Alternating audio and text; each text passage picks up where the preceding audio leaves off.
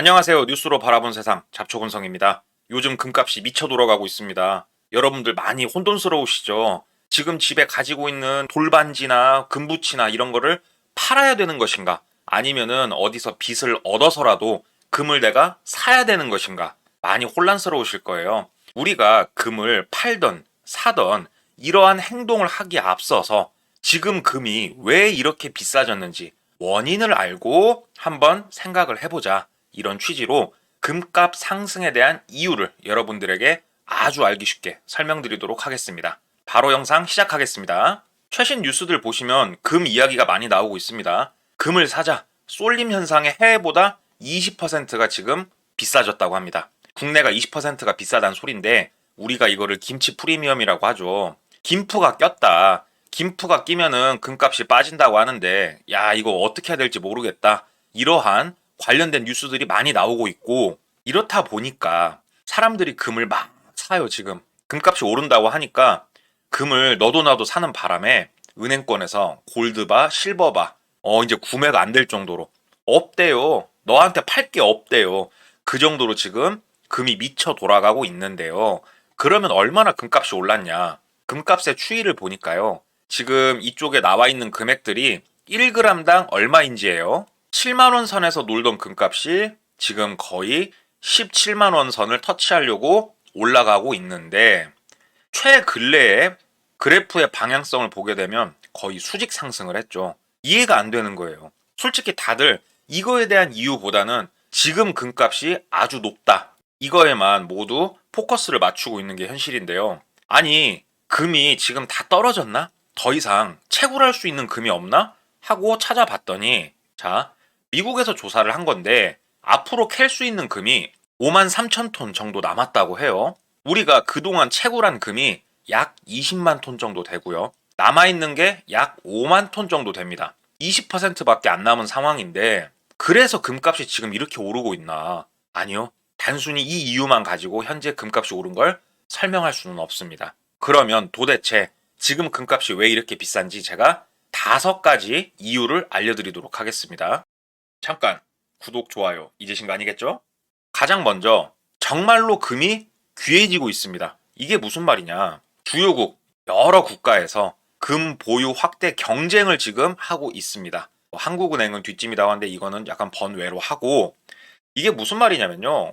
미국의 달러라고 하는 이 기축통화가 사실은 매우 악랄합니다. 미국 마음대로 쥐었다 폈다 아주 지네 마음대로 하고 있지 않습니까? 이러한 횡포에서 벗어나고자 많은 중앙은행에서 금을 꾸준히 모으고 있었습니다. 달러야 지네가 마음대로 값어치를 올리든 내리든 하지만 금은 그 값어치가 거의 고정이지 않습니까? 이러다 보니까 여러 중앙은행에서 금을 모으고 있는 건데요. 이러한 와중에 트럼프가 당선이 됐잖아요. 그러면 우리 트럼프 하면은 강달러입니까? 약달러입니까? 강달러 기조지 않습니까? 달러를 아주 깡패같이 쓰겠다 이거예요. 그러면 나머지 나라에서 어떨까요? 야, 미국한테 쳐맞지 않으려면 일단 금부터 사서 모으자. 이러한 기조가 엄청나게 올라갔다 이거예요. 그러니까 안 그래도 금 매장량도 얼마 안 남았고 그동안 꾸준히 금을 사 모았었는데 트럼프가 당선이 됨으로 인해서 더 많이 여러 각국에서 금을 모으기 시작을 했다. 그러면 시중에 돌아다니는 금의 양은 당연히 적어지고 희소성이 올라가고 그 값어치가 금액이 올라가게 되는 효과가 나오게 되겠죠. 여기에 기름을 붓는 존재가 누구냐? 중국입니다. 중국이 아마 전 세계에서 탈달러화 정책을 가장 강력하게 펼치고 있는 나라 중에 하나일 것입니다. 금 매입, 금광 매입, 이게 진짜 깡패같이 어마무시하게 하고 있는 게 중국인데요. 일단 중국은요, 민간 투자 열풍이 불어 있고요.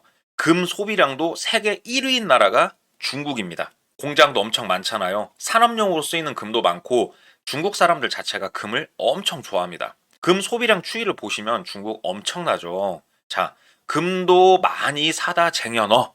보관을 해. 거기다가 국민들도 금을 아주 많이 사. 공장도 엄청 많아서 금 소비량도 많아. 이러한 중국.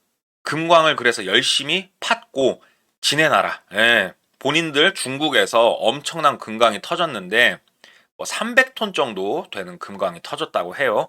그런데 여기서 무서운 게 뭐냐면은 금광이 이렇게 터져도요. 중국은 이거를 다른 나라로 반출을 거의 하지 않습니다. 본인들 나라에서만 꽁꽁 싸매고 있는 게 중국이고요. 더군다나 지금 보시면은 남아메리카, 호주, 아프리카 이쪽의 금광을 중국이 엄청나게 사들였습니다. 이러한 나라의 특징이 뭐냐?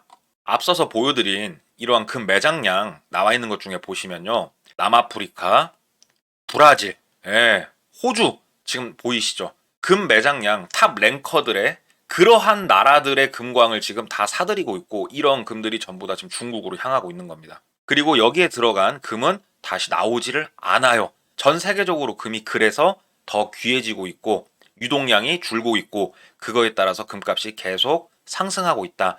이거는 최근래의 단기적인 금값이 올라간 이유를 말하지는 않고요. 그동안 꾸준히 금값이 왜 올랐나에 대한 이유가 될 것 같습니다. 자, 이게 첫 번째. 금이 정말 희소해지고 있는 이유에 대해서 설명을 드린 거고, 두 번째. 트럼프 관세 전쟁의 영향이 있습니다. 이게 단기적인 금값 상승에 대한 이유가 될 것 같은데요. 이게 뭐냐면요. 트럼프 관세 전쟁의 피신처를 찾는 투자자들, 금 우라늄에 몰린다. 이러한 뉴스가 나와 있어요. 이거를 알려면요. 일단은 런던에 있는 금 거래소, 금 보관소 이쪽에 대해서 우리가 생각을 해봐야 됩니다.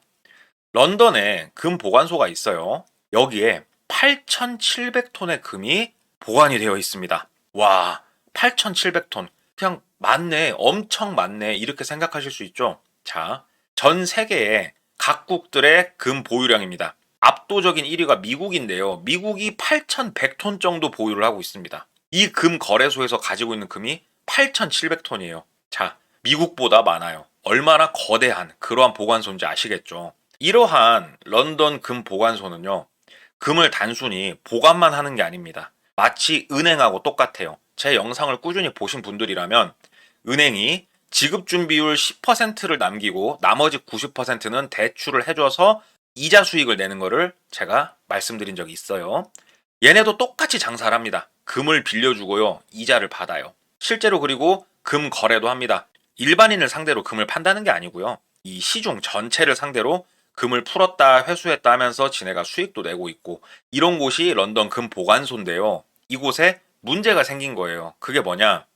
치솟는 금값에 월가 은행들, 미국이죠. 대서양을 횡단해서 금괴 수송 작전을 하고 있다. 왜 이렇게 갑자기 금괴를 옮기나 봤더니 트럼프 관세가 이제 부과가 되면은 이 금을 들여오는데 세금이 붙어요. 그러니까 세금이 붙기 전에 런던에서 금을 빼내자. 이거예요. 그러면 어떻게 되겠습니까? 갑자기 여러 군데에서 이 보관소의 금을 회수 요청을 막 하는 겁니다. 그러면 얘네가 아까 말씀드렸죠. 금을 그대로 보관하고 있는 게 아니고요. 상당량을 빌려줬고 시중에 돌리고 있는 그러한 모습을 보이고 있어요. 금이 있어요, 없어요? 없죠. 어디선가 금을 사다가 채워 넣어서 돌려줘야 되는 이러한 상황이 지금 나오는 겁니다. 시중에 돌릴 금이 지금 부족하고 사람들에게 돌려줘야 될 금은 엄청나고 그러면 시중에 금이 있습니까, 없습니까? 없죠. 오히려 금을 비싼 돈 주고 사오고 있죠. 그럼 금값이 오릅니까, 내려갑니까? 엄청나게 치솟아 버리죠.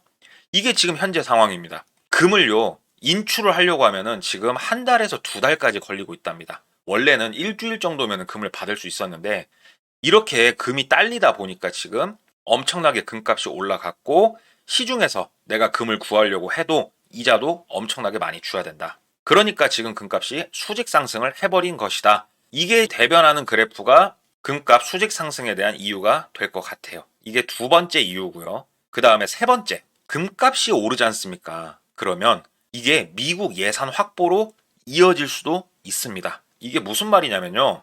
간략하게 말씀드리면 미국의 연방준비제도라고 얘네 있지 않습니까? 돈 찍어내는 애들 금리 결정하고 깡패 같은 놈들 있지 않습니까?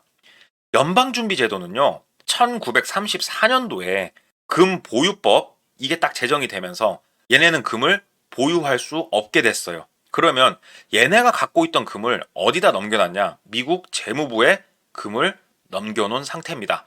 그러면 금이라는 건 곧 돈이잖아요. 그냥 금만 줄 수 없으니까 재무부에서 증서를 줍니다. 증서 해가지고 자, 니네 금이 지금 예를 들어볼게요. 1g당 1달러 해가지고 뭐 100달러어치 자 증서하고 줬어요. 그런데 이 증서가 무서운 게 뭐냐면은 금의 시세를 반영하지 않습니다.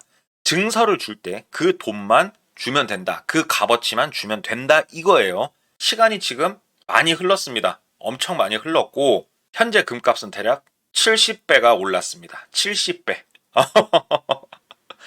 그러니까 미국 의회에서만 OK 사인을 내려주면은 연방준비제도에 주기로 한 돈 있죠. 이 증서의 돈을 그냥 줘버리고 나머지 돈을 본인들이 써버려도 되는데 이 돈의 규모가 1,000조 원이 넘어갑니다. 금값이 막 올랐지 않습니까? 그러면 미국 재무부가 쓸 수 있는 돈이 오르는 거랑 같다고 생각하시면 됩니다. 미국 입장에서, 트럼프 입장에서는 연준의 눈치를 보지 않고 쓸 수 있는 돈이 1,000조 원 이상이 확보가 되는 게 현재 금값의 상태입니다. 미국은 당연히 금값을 내릴 이유가 지금 현재로선 없습니다. 어쩌면 미국이 주도한 걸 수도 있고요. 이런 것들을 우리가 단순히 음모론이다 이렇게 생각할 수 없는 게 뭐냐면요. 최근에 네 번째 이유로 제가 말씀드릴 이러한 기류가 보이기 시작을 했어요. 그게 뭐냐면 자, 네 번째 이유입니다. 트럼프 정부의 근본이제 기류. 이게 뭐냐면요. 트럼프 아저씨가 있고 이 사람 많이 보셨죠? 연준 의장 파월입니다. 둘이 사이가 아주 안 좋아요. 트럼프가 아주 씹어 먹으려고 합니다. 트럼프는 시중에 돈을 풀자, 다 같이 먹고 살자, 행복해지자 그러고 있고 연준 의장은 야, 돈 못 풀어. 나 싸매고 있을 거야. 둘이 반대 행보를 보이고 있어요. 근데 심지어 연준 의장을 트럼프가 일기 때 안 친 사람인데 내가 안 쳤는데 내 말을 안 들어? 그러면서 지금 둘이 싸우고 있어요. 이때 무슨 뉴스가 나오기 시작을 하냐. 파월 힘빼기냐. 연준 폐지론자 어떠한 의장을 안 치겠다. 여기에 일론 머스크가 좋은 생각이다. 이렇게 말을 했는데 누군가를 지금 연준 의장에 앉히려고 하는 건데 그 사람이 누구냐? 폴이라고 하는 사람입니다. 아우 나이가 많아요. 미국 전 하원 의원이고요. 이 사람이 주장하는 게 근본이제라는 거를 주장하는 사람인데요. 트럼프 행정부에서 정부 효율부 수장을 맡은 일론 머스크가 론 폴 전 하원 의원으로 연준 의장으로 이렇게 하자는 거에 지지를 표했다. 지금 일론 머스크를 앞장 세우긴 했지만 트럼프가 그거를 희망한다. 이렇게 봐도 무방하지 않은 그러한 이야기입니다. 이러한 론 폴, 이 사람이 근본이제를 주장한다고 했죠. 그러니까 여기서부터 여기까지 위에서 아래까지 지금 우리가 이어서 생각을 해보면 트럼프 행정부에서 근본이제를 주장을 하나? 이거를 지지하나? 이렇게 우리가 이해를 할 수도 있단 말이에요. 그러면 근본이제가 도대체 무엇이냐? 이게 또 중요하단 말이죠. 근본이제는요. 금이 곧 돈이 되는 것입니다. 현재는요. 돈 따로 금 따로예요. 예, 두 개가 따로따로 노는데 근본이제를 하잖아요. 돈은 일종의 증서가 되게 됩니다. 예를 들어서 10달러는 1g의 금을 살 수 있는 증서로서 활용이 되게 되는, 그러니까 정말 예전으로 돌아가게 되는 거예요. 이렇게 되면은 인플레이션이나 아니면 돈 가지고 장난칠 수 있는 이러한 부분이 상당히 해소가 되는 건 당연히 있겠죠. 이러한 근본이제, 돈을 그야말로 금을 살 수 있는 증서로서만 활용할 수 있게 하자. 이러한 기조를 지금 미국이 살살 흘리고 있다 이겁니다. 그러면 어떻게 되겠어요? 돈이 이제 문제가 아니야. 금이 최고야, 금이. 금값이 막 올라가겠죠. 금값을 이렇게 올리게 되면은 미국의 돈이, 예산이 확보가 되는, 맞물려서 돌아가는 이러한 일들이 벌어지게 된다.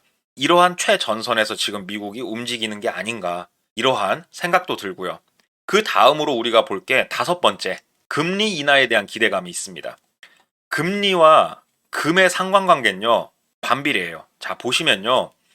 파란색이 금이고요. 빨간색이 금리예요, 금리. 금값이 좋을 때는 금리가 낮았죠. 예. 금리가 높을 때는 금값이 낮아요.